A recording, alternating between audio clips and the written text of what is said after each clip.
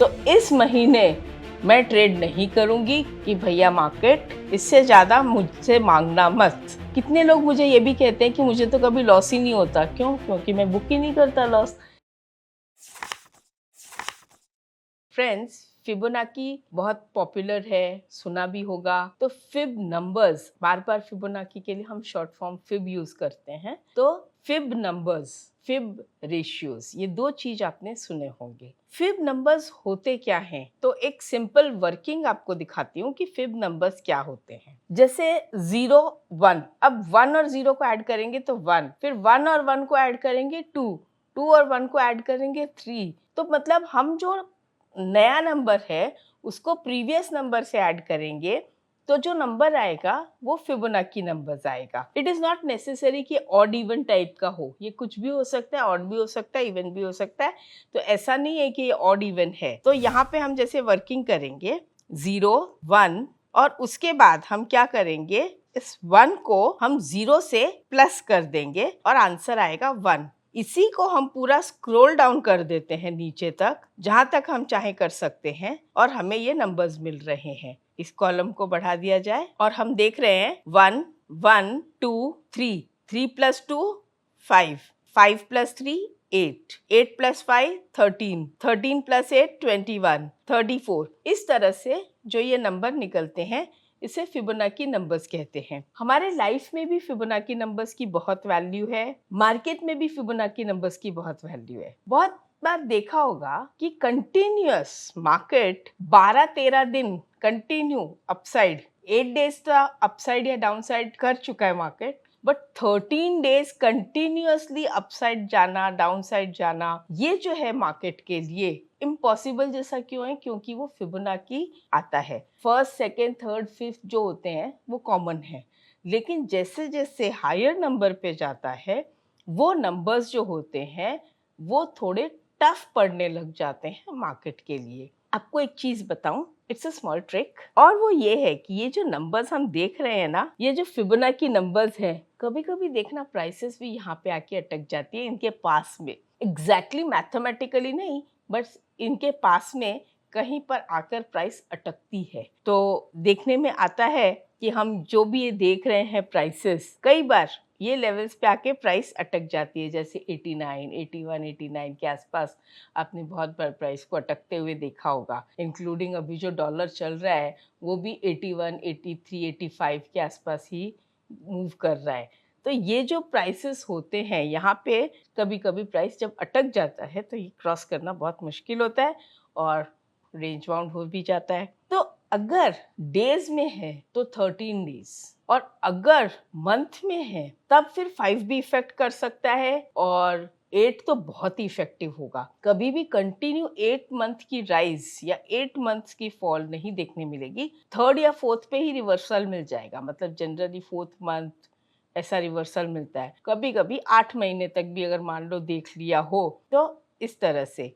लेकिन जब क्वार्टरली में आते हैं या ईयरली में आते हैं या खास करके क्वार्टर, तो 4 क्वार्टर्स मार्केट को कभी मैंने गिरते हुए नहीं देखा। कंटिन्यू 3 क्वार्टर्स तक देखा है। तो जब भी ये फिबोनाची आता है, और खास करके एक और चीज देखा गया है, जैसे मान लो कि फिबोनाची मंथ होगा। फिबोनाची मंथ अगर मैं देखूं तो इसके हिसाब से जैन, फेब, मार्च, मई, अगस्त, तो ये जो मंथ होते हैं अगर इनमें वोलेटिलिटी आ जाती है तो अच्छी खासी वोलेटिलिटी देखने मिलती है। यस, देखिएगा। और अगर रेंज बाउंड आ जाता है तो रेंज बाउंड देखने मिलता है, क्योंकि इन सबका कुछ ना कुछ इम्पोर्टेंस है। और फिब जो है वो बहुत ही वैल्यू रखता है हमारी रियल लाइफ में, मार्केट्स में, कहीं पे भी। अगर हम हमारी रियल लाइफ देखें तो फर्स्ट 5 इयर्स, हर एक साल बहुत इंपॉर्टेंट है। 8, 13, टीन का स्टार्ट होना, 21 मेजर, 34, 55, 89, तो सब जानते हैं कि ये सारे इयर्स वैल्यू रखते हैं। वैसे ही साल में 12 महीने हैं और 13 न्यू ईयर में आ जाता है। इस तरह से अगर हम देखें तो वीक में भी 7 days, 8th is a new day. तो जो फिफ्थ नंबर है उसी से देख रहे हैं हम। तो ये जो चीजें हम दिन भर देखते हैं, और अगर मैं टाइम के हिसाब से कहूँ तो दिन के 4 पहर होते हैं। अगर कोई पहर पूछे, आपने सुना होगा जैसे दोपहर, ये सब आपने सुना है ना, तो 6 आवर्स का एक पहर होता है। तो 4 पहर का क्या होता है, एक दिन होता है, 24 घंटे। तो नेक्स्ट 5वां पहर दूसरा दिन हो जाता है। तो उसको दोपहर क्यों कहते हैं? बिकॉज इट इज सेकेंड पहर। 6 और 6 12 हिंदी टाइम के हिसाब से अगर हम लेते हैं तो वो इस ढंग से चलता है। एनीवे ये सब जितनी भी लॉजिक्स हैं और ये थ्योरी अगर आप देखेंगे, इनके बहुत सारे यूट्यूब्स हैं, बहुत सारी बुक्स है फिबोनाची नंबर्स पे, और पूरा हमारा जो सी वेव्स है, फ्लावर्स है, सिर के बाल हैं, सब कुछ उसी पर डिपेंड है। अब एक सर्टन नंबर के बाद मैं 34 डिवाइड बाय 21 अगर मैं ये करती हूँ तो आंसर आता है 1.62। इसको अगर मैं 3 डिजिट्स में करती हूँ तो ये आ जाएगा 1.618।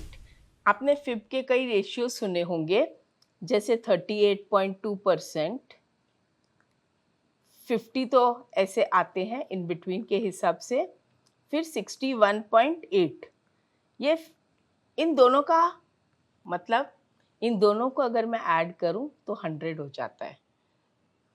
इन शॉर्ट ये जो पॉइंट है जहां से हम कैलकुलेशन शुरू करते हैं, ये है 0, और जहां तक हम कैलकुलेशन करते हैं वो है लेट अस से 100। अब इस 100 का 38.2% फॉल या राइज कुछ भी होगा, करेक्शन, वो एक फिब लेवल होगा 38.2%। ये 38.2% किस चीज का है? ये पॉइंट से ये पॉइंट का जो डिफरेंस है 100। लेट अस से ये 100 नहीं होके 30 हो, तो 30 का 38.2% जो है वो ये पॉइंट होगा और यहाँ पे उसका करेक्शन आएगा। उसके बाद 50%, उसके बाद 61.8। जी बिल्कुल, यहाँ पे कुछ लोग ऐसे भी हैं जो एक माइनर करेक्शन दैट इज 23.4 और 78.6 मेजर करेक्शन, ये दो और पकड़ते हैं, ये भी फिबोनाची है। लेकिन जो सबसे इम्पोर्टेंस जो रखता है वो है 61.8, और इसीलिए इसे कहते हैं गोल्डन रेशियो। मैंने एक मूविंग एवरेज यूज़ किया था 61 का, वो इसी के बेस पे यूज़ किया था क्योंकि ये गोल्डन रेशियो कहलाया जाता है। कहते हैं कि जब भी एक फॉल आता है, करेक्शन आता है, तो जनरली प्राइस यहाँ पे अटकती है। ये एक गोल्डन रेशियो है। काफ़ी मतलब अगर हम देखें तो हमारे बॉडी पार्ट्स हैं, हमारे फिंगर्स हैं, हमारा हेड है, फेस है, सब 61.8% या 38.2% बॉडी का ऐसा कोई ना कोई पार्ट से है। तो वो आप यूट्यूब वगैरह देखेंगे तो आपको सब समझ में आ जाएगा, अगर किसी को फिबोनाची के बारे में बहुत डिटेल में जानना है तो। ये हो गए हमारे बेसिक फिबोनाची करेक्शन लेवल्स, और इसी को जब हम एक्सटेंशन करते हैं। अगर आप ये वीडियो अब तक देख रहे हैं तो आपका ये जानना जरूरी है कि इंडिया में 95% ऑफ द ट्रेडर्स लॉस में रहते हैं। ट्रेडिंग से पैसे कमाना मुश्किल नहीं है, बट टॉप 5% में आने के लिए सही नॉलेज और ट्रेडिंग सिस्टम फॉलो करना जरूरी है, जो आपको एक्सपीरियंस प्रोफेशनल्स ही सिखा सकते हैं। Upsurge.club का टेक्निकल एनालिसिस कोर्स आपके ट्रेडिंग जर्नी का परफेक्ट स्टार्टिंग पॉइंट है, क्योंकि इसे ज्योति बुधिया मैम ने सिखाया है, जिनके पास 37 इयर्स का एक्सपीरियंस है। इस कोर्स में candlesticks, indicators and chart pattern जैसे कई सारे कॉन्सेप्ट्स प्रैक्टिकली कवर किए हैं, which will make you a pro trader. तो आज ही डिस्क्रिप्शन में दी गए लिंक पे क्लिक कीजिए और अपनी ट्रेडिंग जर्नी शुरू कीजिए at just 499। Now let's get back to the video. Extension क्यों करते हैं? क्योंकि हमें नया रेंज ढूंढना होता है। तो जब नया रेंज ढूंढना होता है तो हम क्या करते हैं कि लेट अस से मार्केट यहाँ से गया और इसने ऐसे करेक्ट किया, फिर करेक्ट करने के बाद अब मार्केट नया रेंज क्या पकड़ेगा, तो उसके लिए हम ये पॉइंट इन दोनों का डिफरेंस लेके और ऐड करते हैं, तो क्या बनेगा 1.618, 2.618। तो ये सब आते कहाँ से हैं फिगर, वही मैं एक्सेल में बताना चाहती हूँ कि ये 1.618 क्या किया है मैंने, 34 को 21 से डिवाइड किया है। अगर मैं इसको पूरा स्क्रॉल करके नीचे तक ले जाऊं तो आपको दिखेगा कि ये फिगर बिल्कुल स्टेबल है, बिल्कुल स्टेबल है, कोई चेंज नहीं है, एग्जैक्टली वही मेजरमेंट आएगा 1.618, राइट। सेम वे अब इसको हम करेंगे 34 डिवाइड बाय 13, तो क्या आया 2.618। तो अब यही चीज मैं आपको वही बता रही थी कि ये जो है अब एक्सटेंशन फिगर्स है, तो मैं इसको यहाँ तक लेके आऊंगी, देखिए सेम नंबर आएगा, कोई चेंज नहीं है। अब 38 लाने के लिए या 61.8 लाने के लिए मैं 21 को 34 से डिवाइड करती हूँ, तो आ गया 62। मतलब अगर मैं इसको नीचे तक शिफ्ट करके ले जाऊं तो 0.618 आ जाएगा, इसका एक डेसिमल हम बढ़ा देते हैं, आ गया 0.618, that is the golden ratio. और यही अगर मैं यहाँ पे 13 मतलब एक गैप छोड़ के डिवाइड करती हूँ तो क्या होगा, मतलब 13 को 34 से डिवाइड करती हूँ तो 0.38 आ गया। अब इसी को एक डेसिमल और बढ़ा देते हैं और नीचे तक ले जाते हैं, तो क्या 0.382 आएगा, सेम है, नो चेंजेस। सो 0.382 और 38.2%, तो इसी को जब मैं परसेंटेज में कन्वर्ट करती हूँ तो क्या आया 38%, डेसिमल ऐड कर दिया 38.2%। इसको भी अगर मैं यहाँ पे परसेंटेज में कन्वर्ट करती हूँ तो 61.8% आ जाएगा। ये देखिए 62 डेसिमल इंक्रीज कर दिया 61.8%, पूरे में आ गया। तो इसी तरह से ये सब, हाँ ये 1.618 जो है वो 161% आ जाएगा। मतलब हम एक जो लेवल ले रहे हैं इसका फुल का मल्टीप्लाइड बाय 1.618 मेरा नया रेजिस्टेंस बन सकता है। इस तरह से हम चार्ट्स में सपोर्ट और resistance based on Fibonacci levels ढूंढ सकते हैं।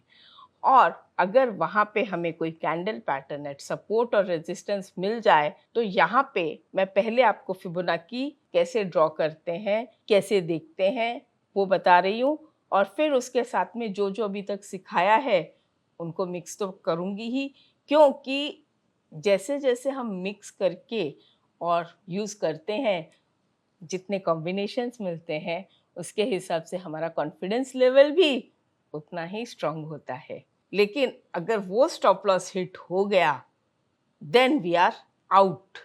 Stop loss is the first priority to take up when we are in loss. मतलब हमारे लिए इमरजेंसी एग्जिट रूट पहले होना चाहिए, स्टॉप लॉस पहले डिफाइंड होना चाहिए। मुझसे बहुत बार पूछा जाता है कि आप स्टॉप लॉस को इतना वैल्यू क्यों देते हो। हम तो इन्वेस्टमेंट कर देते हैं, भूल जाते हैं, स्टॉप लॉस को वैल्यू नहीं देते हैं। एक चीज मुझसे लोग पूछते हैं कि आप स्टॉप लॉस बार बार क्यों कहते हो।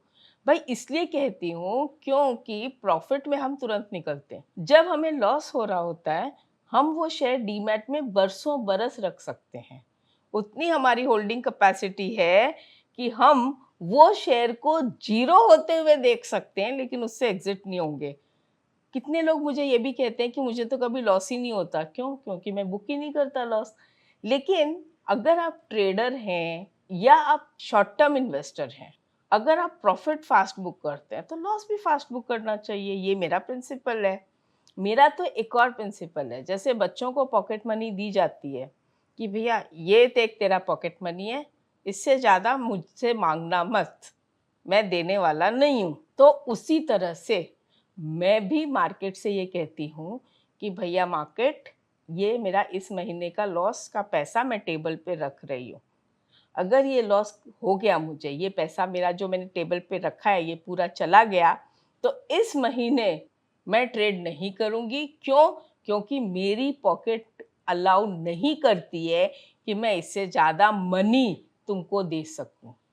मैंने अपने आप के लिए लॉस का पॉकेट मनी डिफाइन किया हुआ है। हम बच्चों के मामलों में, सबके केस में एकदम स्ट्रिक्ट हो सकते हैं कि इससे ज़्यादा पॉकेट मनी नहीं मिलेगा। तो जब लॉस की बात आती है तो वहाँ पे भी मुझे स्ट्रिक्ट होना है कि भाई मार्केट, इससे ज़्यादा हम आपको लॉस नहीं दे सकते इस महीने। अगर वो लॉस बाय चांस पहले ही दिन हो गया तो बैठे रहो, बाकी के दिन इंतज़ार करते रहो, लेकिन स्टडी करते रहो। ज़रूरी नहीं है कि ट्रेड करना है। अगर ऐसी बात थी तो आपने पहले ही दिन सारा लॉस क्यों कर दिया?